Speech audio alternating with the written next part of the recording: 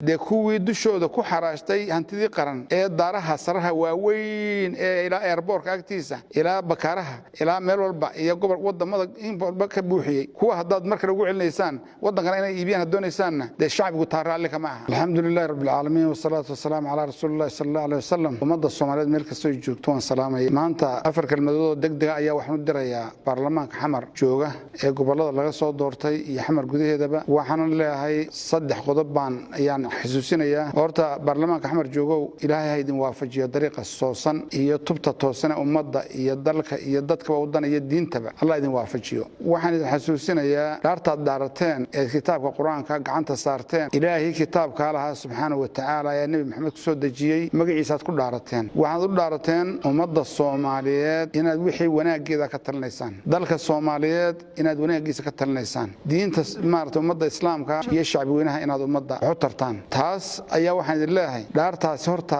idinka number 1 waxaan idinka digayaa dhaartaasi haddii ay khilaafto waxaad ku dhaarateen ileen danta ummadda tiraahdeen iyo danta dalka iyo diinta iyo dadka intaba waa tiraahdeen. intii haddaad markaa khilaaftaan oo qabiilanimo ama lacagad wax ku doorataan taasi markaa waxaad khilaafteen dhaartii aad dhaarateen horta ogaada. dhaartuna mid adiga ku ekaanaysa maahine carruurtaada dambarsan oo xaasaskaaga dambarsan oo tafiirtaada dambe dambarsan doontaa iska dhaaf adiga. waxa weeyaan taasi idinka digaya waxaan leeyahay dhaartaa iska ilaaliya. haddii aad qalbigana wax kale ku wadataan dadkana aad hortooda wax kaga dhaarateen inaad saa ii noqonaysiin taa waan idinka digayaa. dad muslimiinaad tihiin is ilaaliya. haddaad u dhaarateen waddankan maxaa u dan ah, midnima u dan ah, xuduudihiisoo la ilaaliyaa u dan ah, baddiisoo la ilaaliyaa u dan ah, hantidiisoo la ilaaliyaa u dan ah. wixii haddaad markaa taana khilaaftaan oo aad soo horkacdaan kuwa hantidaana inay boobaan doonaya ee aanu bixiyay yeeyda cadcad iyo yeeyda madmadow midkay doonaan ba ahaadaane anu kala magacaabi maayo way farabadan yihiin. kuwa haddaad ka socotaan ee lacagtan idinku bixinay inta badan oo waddanka u doonaysaan taana been baad ka sheegteen dhaartii oo khatar baad ku jirteen iska jira. waxaan waddankii burburinaya oo maanta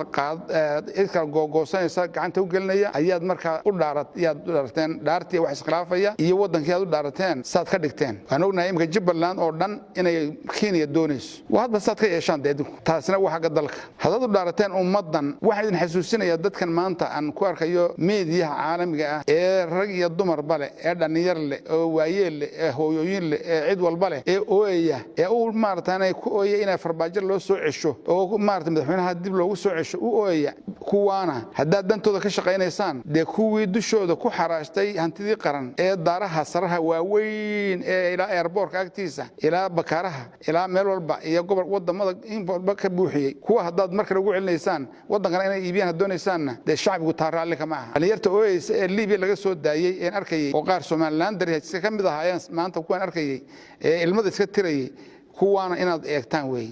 dumarkii qardha iyo boosaaso iyo bari Puntland oo dhan qaylinayay waa inaad maartay xamar gudaheeda kuwii ka qaylinayay waqtiina ay joogaan.